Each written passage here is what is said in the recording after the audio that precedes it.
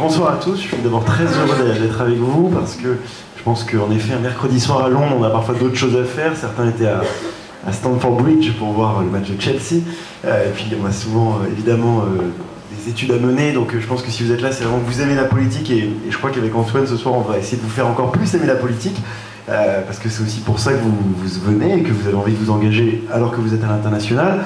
Remercier l'ensemble des acteurs qui ont permis la tenue de ce rendez-vous, en commençant par toi Axel, par Jean-Michel, par Charles-Antoine, par Samuel, par l'ensemble de l'équipe. Salut Sébastien qui est des jeunes des Alpes de Haute-Provence, et puis un petit bonjour à un militant mosellan qui vient de Leicester. Donc bravo, merci d'être venu. Moi je voudrais vous dire que quand on s'engage en politique et quand on s'engage aux jeunes populaires aujourd'hui, on croit forcément que c'est centré sur la France et que forcément, si on n'est pas en France, et bien après tout, on n'a pas vraiment sa place dans le parti. J'ai voulu que ça change, pas simplement pour des raisons électorales, parce que finalement, après tout, c'était aussi une question logique, c'est-à-dire qu'on a beaucoup de militants à l'étranger et ce serait dommage de les perdre. Et puis surtout, je pense que je vais le développer après, mais au fond, les jeunes qui sont là et vous qui êtes là, c'est aussi que vous avez un regard, vous avez un engagement différent et, sincèrement, vous avez des messages à faire passer à une jeunesse de France qui va mal, une jeunesse de France qui se sent déclassée pour la première fois depuis l'après-guerre, une jeunesse de France qui a l'impression que son avenir sera pire que le présent de ses parents. Donc évidemment, vous avez un message à faire passer. Et évidemment, il faut qu'il y ait à la fois un échange, que vous nous transmettiez des choses et que nous essayons aussi de vous transmettre le malaise aussi des Français en France, des jeunes Français. On en parlera certainement après. Alors, moi je veux dire, depuis le campus de Royan, où avec ma nouvelle équipe nationale, on a pris nos fonctions, on a d'abord essayé de développer deux choses. On est très fiers aujourd'hui d'être le premier mouvement jeune politique dans notre pays, avec 30 000 militants, au sein du plus grand parti politique dans ce pays, on en est fiers, mais évidemment, on va aller encore plus loin. Aller plus loin, c'est d'abord être en campagne permanente. Alors la campagne permanente, c'est quoi? Il ne s'agit pas d'aller tous les matins avec un drapeau rouge ou bleu, il s'agit tout simplement d'aller parler à tous les jeunes, donc les jeunes en France, par exemple les jeunes des quartiers populaires, à qui on pense qu'on ne parle pas assez, les jeunes à l'international, et c'est pour ça que l'initiative des jeunes pop internationales c'est fondamental, et on espère vraiment que ça va se développer, c'est parler à tous ces jeunes-là. C'est parler aussi à tous ces jeunes et leur parler de tout. Parler des questions qui touchent les jeunes, mais parler aussi des questions qui touchent l'ensemble de la société, parce qu'on pense une chose, c'est que si un jeune s'engage aujourd'hui en politique, c'est sincèrement pas pour qu'il ait 15 t-shirts à la fin de son engagement, les jeunes avec Christian, les jeunes avec Nicolas, les jeunes avec Xavier, c'est super pour avoir un pyjama pendant l'hiver, mais sincèrement, ça fait pas avancer l'engagement chez les jeunes, donc nous on veut changer, et on veut que les jeunes à l'UMP, en tout cas, ne soient pas des godillots. Je pense que si on a envie de s'engager, c'est parce qu'on va avoir une liberté de ton, ça c'est important pour nous, une liberté de ton dont on veut user et abuser. Je vous donne un exemple. Récemment, lors de la réunion des nouveaux adhérents, il y avait Christian Estrosi, Patrick Devedjian qui sont des cumulards. Et ben moi j'aurais dit, nous sommes contre le cumul des mandats. Alors après, on va voir si ça change ou pas. Mais il faut absolument qu'on ait des prises de position différentes et qu'on puisse faire entendre notre liberté de ton.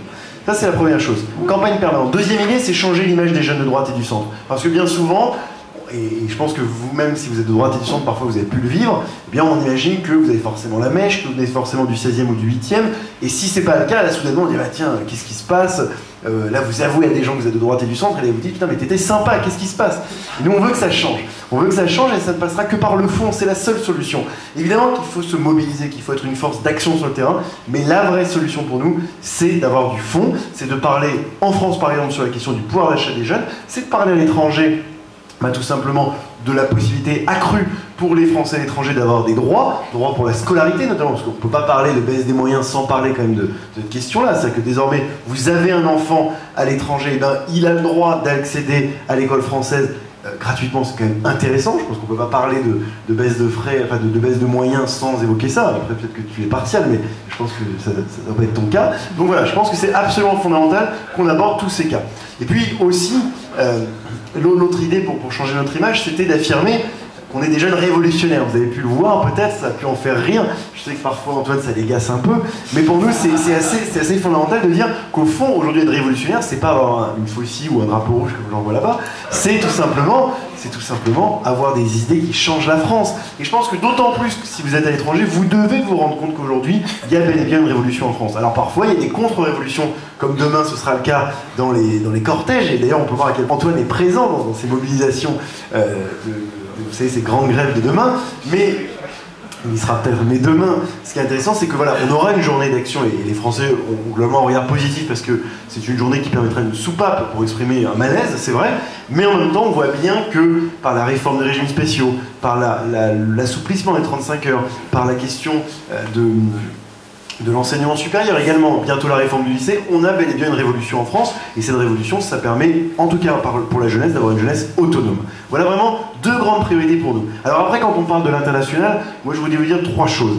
La première chose, c'est que si vous êtes là, on a vraiment besoin de vous, parce que, tout simplement, comme tu le disais Axel, je reprends tes mots, je pense qu'on ne peut pas, aujourd'hui un parti politique ne peut pas être nombriliste, c'est-à-dire qu'on ne peut pas se dire qu'est-ce qui se passe en France et puis le reste ne nous intéresse pas. On veut absolument savoir comment eh bien, les Britanniques vont faire pour traiter le problème de la crise, comment est-ce qu'on va faire pour résoudre d'autres difficultés, et par exemple sur l'enseignement supérieur, c'est aussi intéressant. Donc ça, c'est fondamental, et on attend ça, Samuel, du pôle études. Moi j'attends aussi par exemple que Samuel me dise ce que les mouvements jeunes de droite et du centre à l'étranger font, parce que c'est aussi comme ça qu'on progressera. Mais voilà, pour nous, c'est vraiment fondamental. Moi, par exemple, tout à l'heure, j'ai rencontré le patron des responsables locaux des jeunes conservateurs. Je te le dis, Axel, en toute honnêteté, je ne soutiens pas la démarche des jeunes conservateurs sur le projet européen. Là-dessus, l'UMP est clair, nous sommes pour l'Europe, et c'est oui au traité de Lisbonne, c'est oui à une Europe politique, et donc forcément, c'est non à la position des conservateurs. Donc ça, clairement, là-dessus, nous, sur une position européenne, nous n'appellerons pas à voter pour les jeunes conservateurs, ça n'est pas notre ligne là, et on est assez clair là-dessus. Deuxième point, deuxième raison pour laquelle on a vraiment besoin de vous, c'est effectivement que la jeunesse dans notre pays va mal, qu'elle va très mal. Vous savez qu'il y a à peu près 30% de jeunes qui sont déprimés, 10% de jeunes suicidaires, qu'il y a 160 000 jeunes qui quittent chaque année le système scolaire sans qualification, donc, et que le chômage des jeunes, c'est le double, voire le triple, parce qu'on est à 22 contre 7,8 en France, 22% de chômage des jeunes et 7,8 pour les aînés, donc évidemment la situation est compliquée. Alors ça, ici à l'étranger, peut-être que vous le ressentez moins parce que si vous avez fait le choix de partir à l'étranger ou que finalement vous l'avez subi, parce que parfois ça dépend aussi de vos parents, à un moment donné, vous êtes des jeunes entrepreneurs, vous êtes combatifs, et vous sentez peut-être un peu moins les difficultés qu'on a en France. Et ben moi, ce que j'aimerais, c'est pas vous dire, comme pas mal de leaders, revenez en France, on a absolument besoin de vous. Évidemment qu'on a besoin de votre esprit pionnier. Évidemment qu'on serait heureux de vous revenir en France. Mais avant de revenir, c'est pas forcément la priorité. Ce qu'on vous demande, c'est d'essayer de transmettre votre envie de réussir, de transmettre votre envie de succès aux jeunes Français. De faire en sorte qu'aujourd'hui, on n'ait pas 1% des jeunes qui s'engagent en France dans un parti politique, qu'on n'ait pas 7% de jeunes qui s'engagent dans une association. C'est ce qu'on attend de vous, c'est un message d'optimisme, pas un optimisme béat, mais un optimisme réaliste. Voilà aussi un point essentiel. Et si vous êtes là, que vous êtes prêt à vous engager en politique, quand bien même vous ne seriez pas en France, c'est que vous avez cet amour de la France et que vous avez cette idée, cette certaine idée de la France comme un certain Charles le disait il n'y a pas si longtemps. Donc voilà aussi la deuxième raison. Et puis la troisième raison, c'est évidemment que depuis la réforme constitutionnelle, on a évidemment une place des Français de l'étranger qui va augmenter. Avec évidemment les députés Français de l'étranger, c'est clair, c'est important, mais c'est aussi évidemment, et d'ailleurs on a suivi en ce sens ce que l'Assemblée territoriale des Français de l'étranger demandait depuis un certain nombre d'années, le fait qu'il y ait des députés par circonscription. Mais moi je pense que c'est tout à fait normal. Mais la question dont on a vraiment besoin, c'est que les Français de l'étranger vont prendre de plus en plus de place. On l'a bien vu au présidentiel, c'était un enjeu, notamment avec le meeting de Nicolas Sarkozy à Londres, qui était une première. Et beaucoup ont dit, mais qu'est-ce que c'est que ça? Pourquoi on fait campagne à l'étranger? Mais pas du tout, il avait bien compris que c'était aussi à l'étranger qu'allait se gagner l'élection. Et d'ailleurs, j'en veux pour preuve, peut-être qu'Antoine pourra en parler, que Ségolène Royal, la candidate qu'il a soutenue, eh bien, veut aujourd'hui prendre le portefeuille du secrétariat national à l'international. Peut-être que c'est pour avoir une stature de femme d'État, je ne sais pas, mais en tout cas, ça l'intéresse, et peut-être qu'Antoine nous dira si ou non il souhaite qu'elle prenne davantage de responsabilités. Donc vous le sentez bien, aujourd'hui, The Place to Be, c'était à Londres, l'envie de changer, l'envie de répondre à la crise, eh bien, j'espère qu'on va trouver ensemble des réponses, gauche-droite, peut-être qu'avec un peu de recul, on peut trouver certains points de convergence, et puis vraiment vous dire que moi je prends l'engagement devant vous, que plus aucun rendez-vous jeune populaire à l'avenir, aussi bien week-end de nos responsables jeunes, printemps des jeunes populaires au mois de mars, et meeting jeune le 9 mai, ce sera un grand moment à Paris, plus aucun rendez-vous sans un représentant des jeunes populaires de l'étranger, ça n'a pas de sens, ça n'a pas de logique, et on est en campagne permanente, et la campagne permanente elle commence aussi ce soir à Londres. Merci beaucoup.